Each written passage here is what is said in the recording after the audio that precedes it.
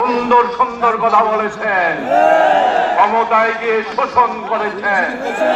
জুলাই আগস্টের বিপ্লবের রক্ত দ্বারা একটি বিপ্লবের মাধ্যমে আমরা সেই দেশকে গণ অভ্যুত্থান হয়েছে, অভ্যুত্থান সফল হয়েছে।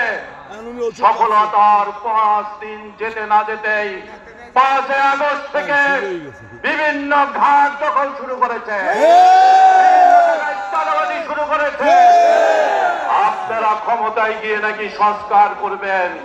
5 আগস্ট থেকে এই পর্যন্ত আপনাদের সংস্কারের নমুনা জাতি দেখেছে।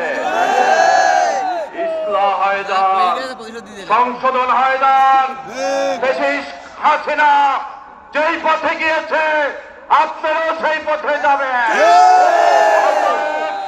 আরেকটি গণ অভ্যুত্থান আমরা চাই না।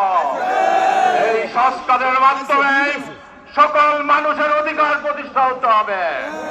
এই দেশের মুসলমানদের অধিকাংশ মানুষ যেহেতু মুসলমান, এই দেশের সংস্কার হবে মুসলমানদের আকীদা বিশ্বাসের মাধ্যমে।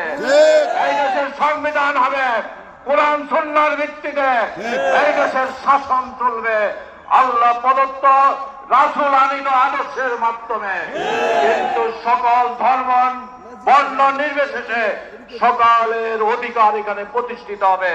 যুবক, শ্রমিক, আন্দোলনের কর্মী, আসুন গ্রামে কুঞ্জে শহরে বন্দরে সবাইকে দাওয়াত দিয়ে সংঘবদ্ধ করে চরমনায় পীর সাহেবের নেতৃত্বে একটি সংগ্রামের জন্য প্রস্তুতি গ্রহণ করে সবাইকে ধন্যবাদ, যুব আন্দোলনকে ধন্যবাদ। আসসালামু আলাইকুম ওয়া রাহমাতুল্লাহি ওয়া বারাকাতুহু। সংগ্রামী সহযোদ্ধা